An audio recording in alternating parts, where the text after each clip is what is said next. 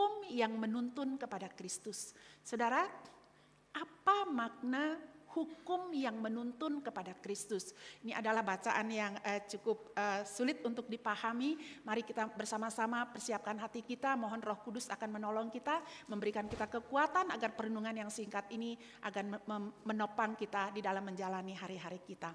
Saudara, kita akan sama-sama membaca firman Tuhan dari Galatia pasal 3. Ayat yang ke-15 sampai dengan ayat yang ke-25 saja. Saya mengajak kita membaca bersama-sama bagian firman Tuhan ini. Boleh yang pria ayat 15, kemudian lanjut yang wanita membaca ayat yang ke-16 dan seterusnya.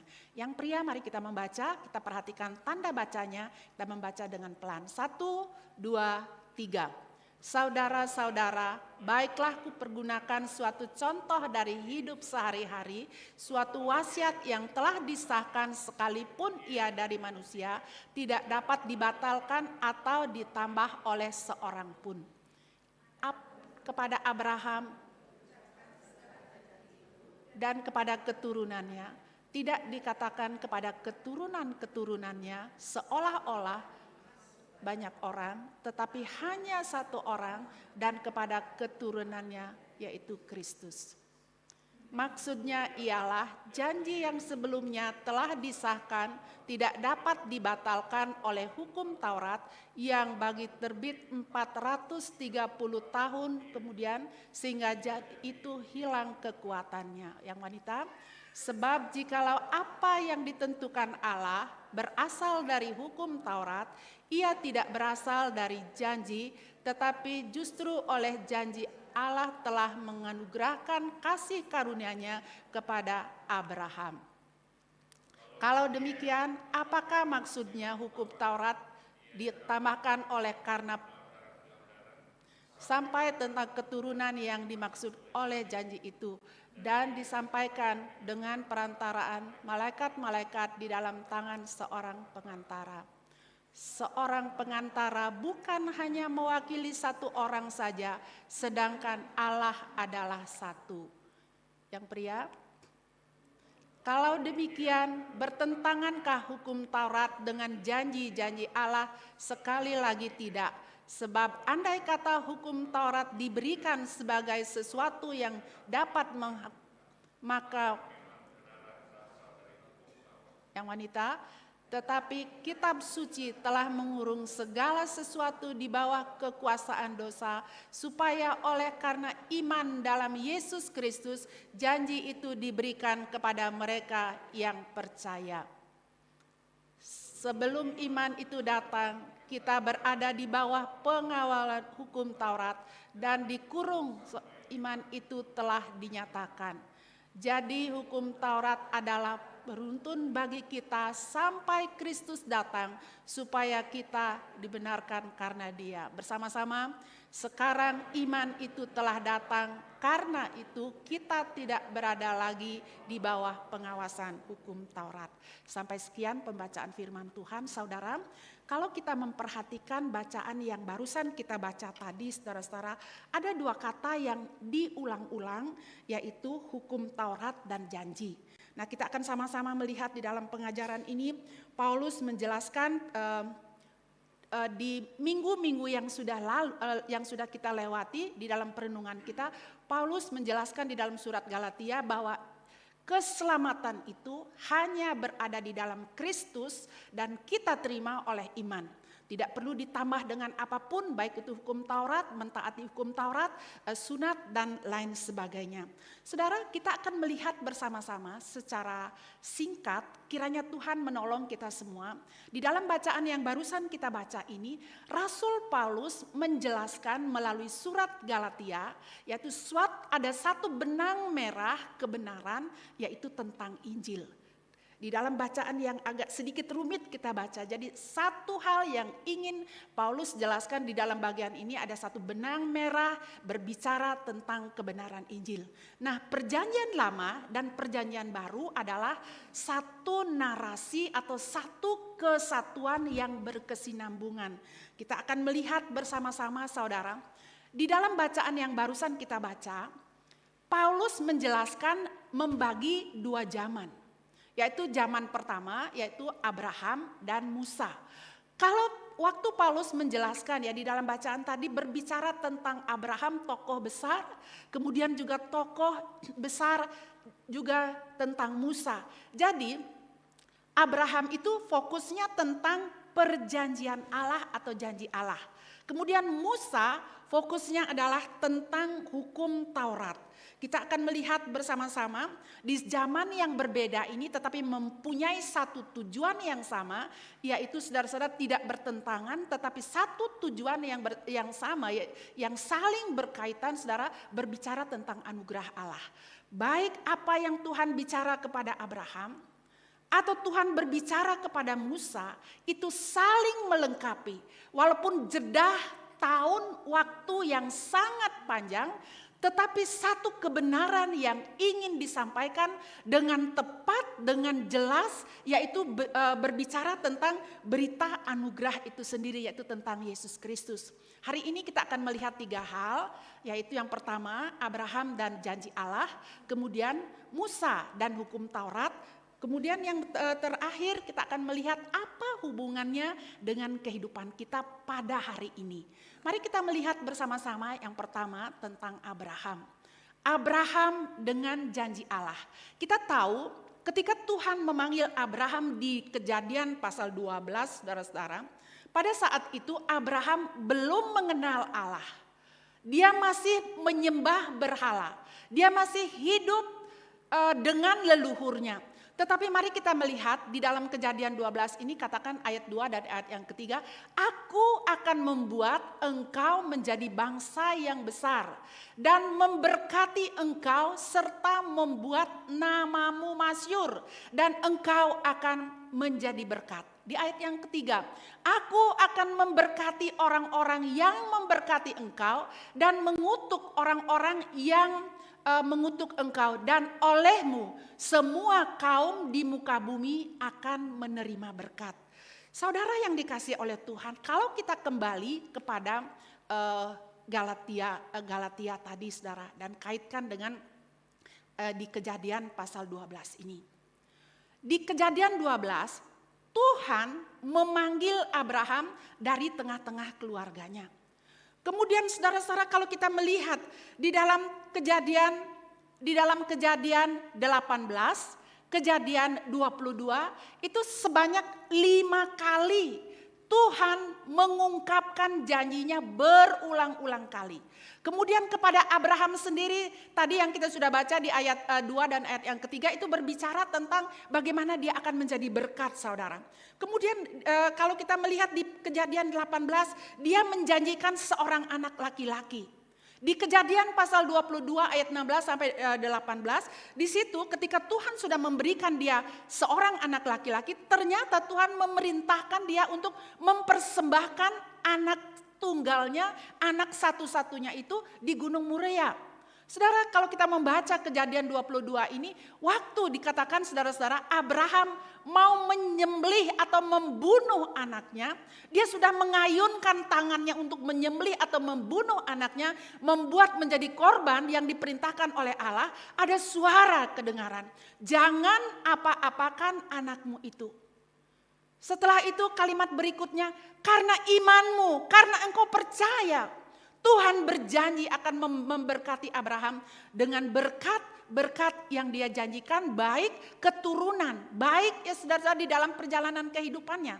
Kemudian kalau kita pindah di Kejadian pasal 26, saudara-saudara, Tuhan berjanji kepada Ishak, saudara. Janji ini adalah janji penyertaan Allah kepada Ishak. Kemudian yang terakhir kepada Yakub, cucu Abraham itu sendiri. Allah juga berjanji bahwa keturunannya itu akan banyak, saudara. Tuhan memberkati dia dengan sedemikian rupa. Nah saudara-saudara, ini janji Allah diulangi 5 kali. 3 kali kepada Abraham, 2 kemudian kepada Ishak dan juga kepada Yakub. Mari kita melihat bagian ini saudara, kembali ke Kejadian 12 ayat 3 yang sudah kita baca. Kita tidak akan baca lagi, kita kaitkan dengan Galatia. Jadi olehmu segala bangsa akan diberkati. Jadi oleh keturunan Abraham Saudara, ini merujuk bukan keturunan banyak orang. Penafsir banyak setuju mengarahkan ayat ini berbicara satu orang, yaitu berbicara tentang Yesus Kristus. Kalau kita membaca tadi, kita sudah membaca di dalam Galatia 3 ayat yang ke-16, ini semua mengarah kepada Yesus Kristus. Jadi ikatan perjanjian itu digenapi di dalam diri Yesus Kristus. Nah, saudara-saudara yang saya kasih di dalam Tuhan, Galatia, kembali ke atas, Galatia pasal 3 ayat yang ke-14. Bolehkah kita baca bersama-sama, saudara-saudara? Kristus telah membuat ini supaya, 1, 2, 3. Kristus telah membuat ini supaya di dalam Dia, berkat Abraham sampai kepada bangsa-bangsa. Kita bersyukur kepada Tuhan. Tidak terselami, saudara. Bagaimana Tuhan menjanjikan keselamatan ini. Dan tujuan akhirnya agar bangsa-bangsa diselamatkan. Ketika Tuhan menjanjikan, saudara-saudara, berkat ini bukan berbicara tentang berkat secara materi. Yesus Kristus, saudara, telah membuat ini supaya di dalam Dia, di dalam Kristus, berkat Abraham sampai kepada bangsa-bangsa lain, sehingga oleh iman kita menerima roh yang telah dijanjikan itu. Jadi berkat yang dimaksud di sini, saudara-saudara, bukan berbicara materi, bukan berbicara uang, tetapi berkat tertinggi adalah berkat keselamatan di dalam Yesus Kristus. Kita dipulihkan, kembali bersekutu dengan Allah. Nah, saudara-saudara yang dikasih oleh Tuhan, sekali lagi kita kembali ke Galatia ayat yang 3 ayat yang ke-16. Sebab jikalau ada yang ditentukan Allah berasal dari hukum Taurat, ia tidak berasal dari janji, tetapi justru oleh janji Allah telah menganugerahkan kasih karunia-Nya kepada Abraham. Saudara, dasar dari janji Allah adalah kasih karunia, bukan karena melakukan hukum Taurat. Jadi hari ini, saudara-saudara, iman kita kepada Yesus Kristus itulah anugerah. Kalau saya dan saudara ada hari ini karena anugerah, ini adalah bagian yang sangat sulit untuk dimengerti. Kiranya Tuhan menolong saya dan saudara. Janji dari Abraham, keturunannya sampai kepada bangsa-bangsa. Bahkan kita ada hari ini karena anugerah Tuhan. Saudara, yang kedua, mari kita melihat bersama-sama tentang Musa dan hukum Taurat. Yang menjadi pertanyaan, saudara, mengapa perlu ada hukum Taurat? Masih perlukah ada hukum Taurat? Saudara, apa maksudnya Taurat di sini? Kenapa perlu ada hukum Taurat? Kalau kita melihat, saudara-saudara, di dalam perjalanan kehidupan kita sebagai anak Tuhan, kita mengerti itu kitab Taurat ya, yang ditulis oleh Musa itu dari Kejadian, Keluaran, itu 5 kitab Musa. Kita mengerti itu yang kita sebut sebagai kitab Taurat. Yang menjadi pertanyaan, mengapa perlu ada hukum Taurat, saudara? Untuk apa? Mari kita melihat bersama-sama tujuan hukum Taurat. Untuk apa? Untuk memperlihatkan kepada saya dan saudara bahwa kita adalah orang-orang berdosa. Memperlihatkan saya dan saudara adalah orang-orang berdosa. Galatia pasal 3 ayat 14 memberitahukan kepada kita, karena semua orang yang hidup dari pekerjaan hukum Taurat berada di bawah kutuk.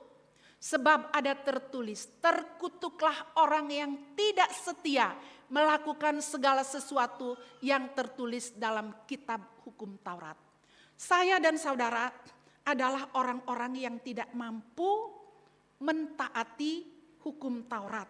Di dalam Keluaran, hal yang paling terkenal, saudara, di dalam Keluaran 20 ayat 10 ada perintah, ada 10 perintah diberikan di Gunung Sinai. Itu sekitar saudara perintah Allah diberikan kepada Musa, itu sekitar kurang lebih itu 430 tahun setelah Abraham percaya kepada Tuhan. Jadi dikatakan hukum Taurat ini tidak memberikan sarana keselamatan saudara. Tetapi hukum Taurat memberitahukan, menunjukkan kepada saya dan saudara bahwa kita adalah orang-orang berdosa. Kecenderungan kita adalah berdosa.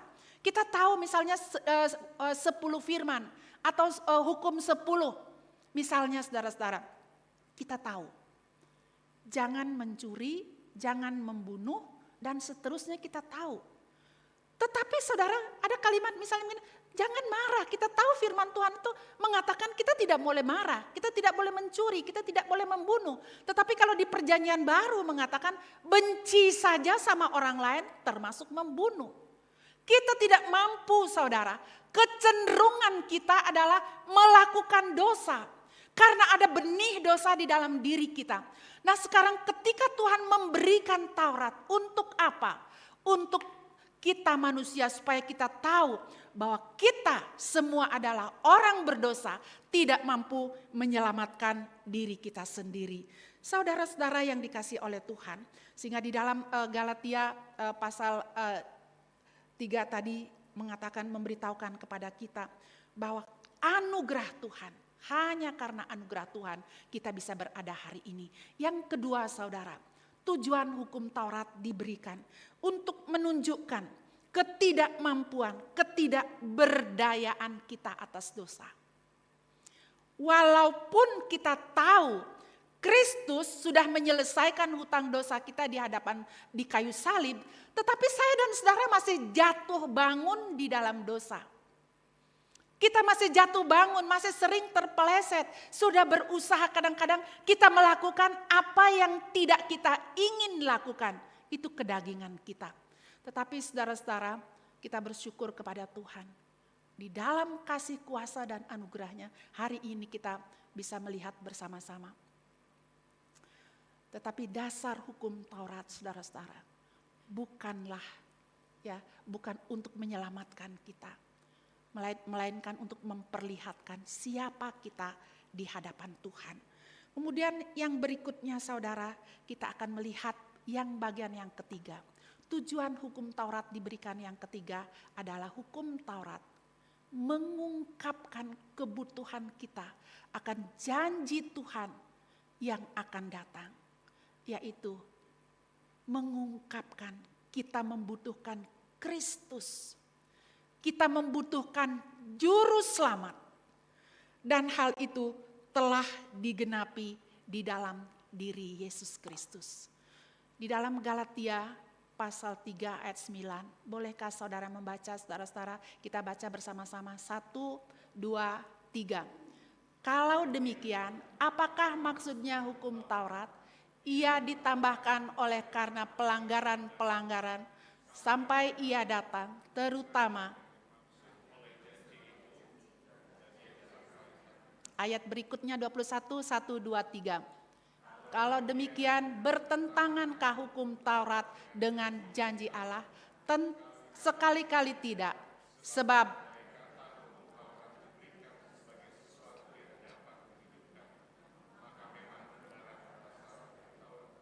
terakhir ayat 23, 1, 2, 3. Tetapi kitab suci telah mengurung segala sesuatu di bawah kekuasaan dosa, supaya oleh karena iman dalam Yesus Kristus, janji itu diberikan kepada mereka yang percaya. Kita bersyukur kepada Tuhan untuk hari ini. Kita dimengertikan saudara-saudara sekali lagi bahwa janji Allah dengan hukum Taurat tidak bertentangan. Tetapi seperti apa yang saya sudah katakan tadi, bahwa janji itu digenapi di dalam Yesus Kristus. Saudara-saudara yang dikasihi oleh Tuhan, kita bersyukur kepada Tuhan. Rasul Paulus menjelaskan janji itu sudah datang dan digenapi di dalam diri Yesus Kristus. Yesus Kristus adalah pengantara yang sempurna. Dia adalah Allah yang telah menggenapi hukum Taurat itu secara sempurna. Ia mati, saudara-saudara, seperti orang berdosa. Dia mati untuk saudara dan saya. Dia mati untuk menggenapi hukum Taurat agar saya boleh menerima janji itu. Nah, Bapak Ibu, saudara-saudara yang dikasih oleh Tuhan, ini kabar baik sekali lagi. Yesus Kristus sang pengantara yang sempurna itu telah menggenapi hukum Taurat. Jadi saya dan saudara sekarang menerima anugerah keselamatan di dalam Yesus Kristus bukan karena perbuatan kita baik, tetapi murni hal yang tidak layak kita terima, tetapi itu Tuhan berikan kepada saya dan saudara. Kita bersyukur kepada Tuhan, ini adalah anugerah Tuhan. Kita saudara-saudara hari ini kalau kita bisa dimengertikan, kalau kita tertatih-tatih, walaupun kita tertatih-tatih saudara, kita belajar mentaati dan mengasihi Tuhan. Itu murni karena Roh Kudus memberikan kekuatan kepada saya dan saudara. Saudara, apa hubungannya bagi kehidupan kita hari ini? Bukankah saya dan saudara seringkali kita anak Tuhan, tetapi banyak kali kita khawatir saudara. Kalau kita menelisik hati kita, kenapa kita khawatir? Apa yang membuat kita khawatir? Kadang-kadang kita khawatir saudara-saudara dengan keluarga, dengan anak, dengan pekerjaan. Banyak hal yang membuat kita khawatir. Ketakutan-ketakutan itu ada saudara. Kenapa seperti itu? Kita perlu bertanya kepada diri kita.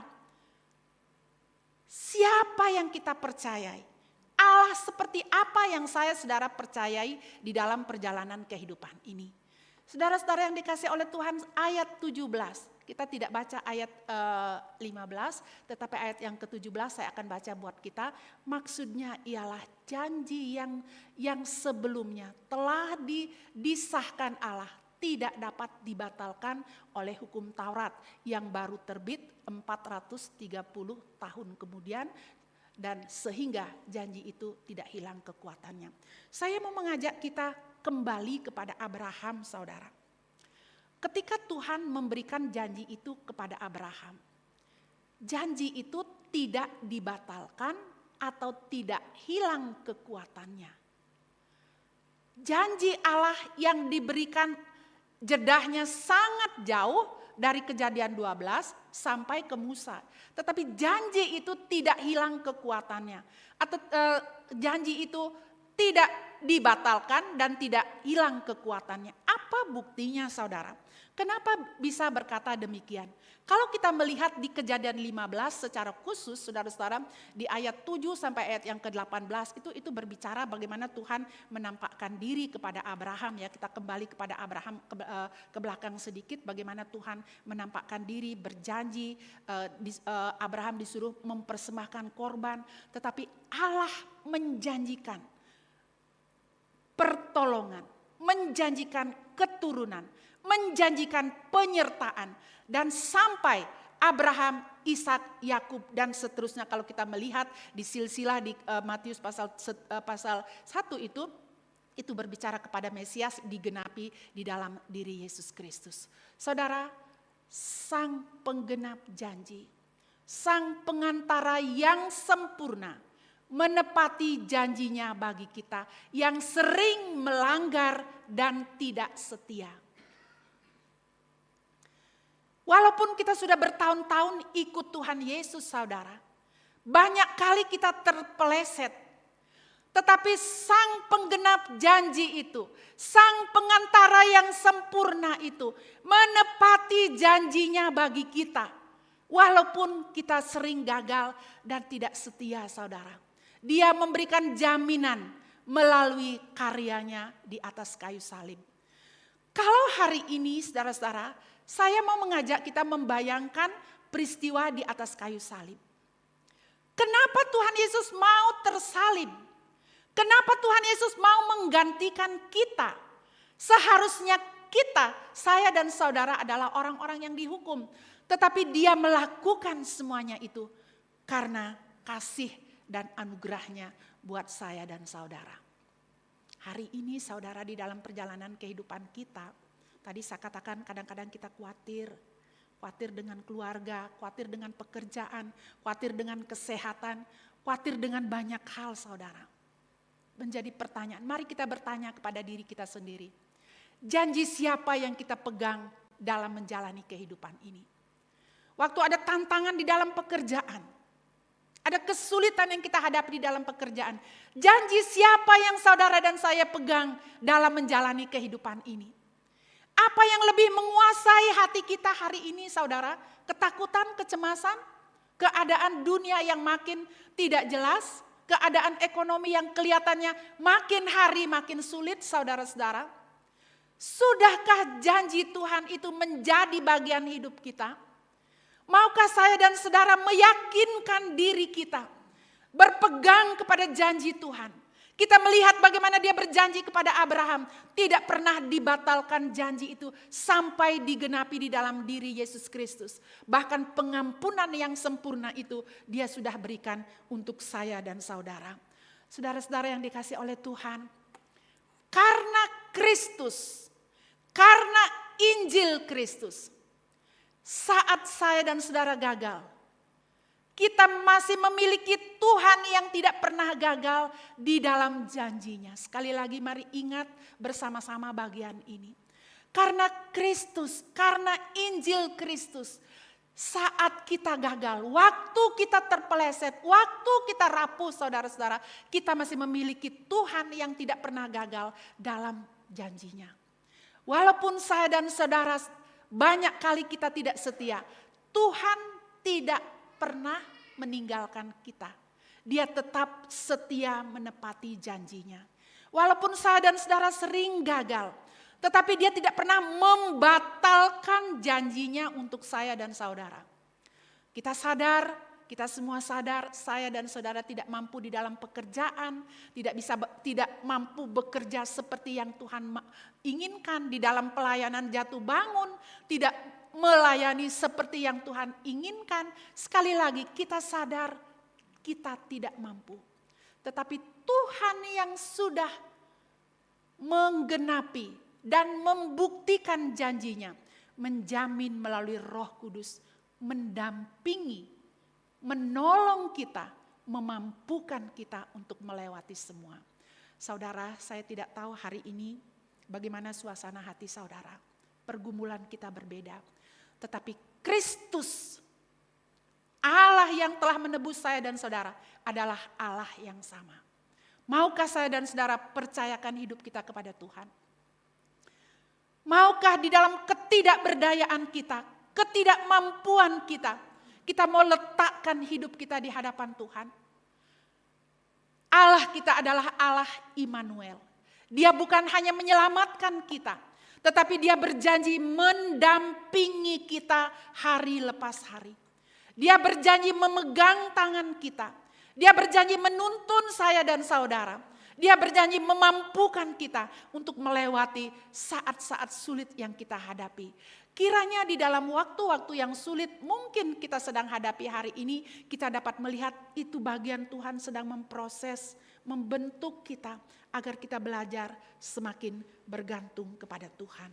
Nah Bapak Ibu saudara-saudara, hukum yang menuntun kepada Kristus adalah hukum yang memperlihatkan siapa kita sebenarnya. Yang memperlihatkan bahwa saya dan saudara membutuhkan belas kasihan Tuhan. Dan memperlihatkan kepada saya dan saudara, dia adalah Allah yang sudah menggenapi janjinya dan siap menolong kita hari ini dan seterusnya. Mari kita berdoa.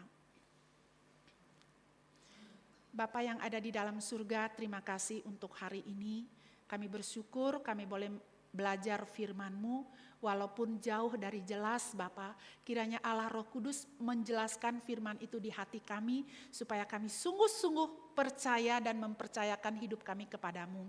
Terima kasih sekali lagi Engkau sudah datang ke dalam dunia ini, mengampuni kami dan menyediakan pertolongan bagi kami. Di dalam nama Tuhan Yesus kami berdoa dan bersyukur kepadamu. Amin.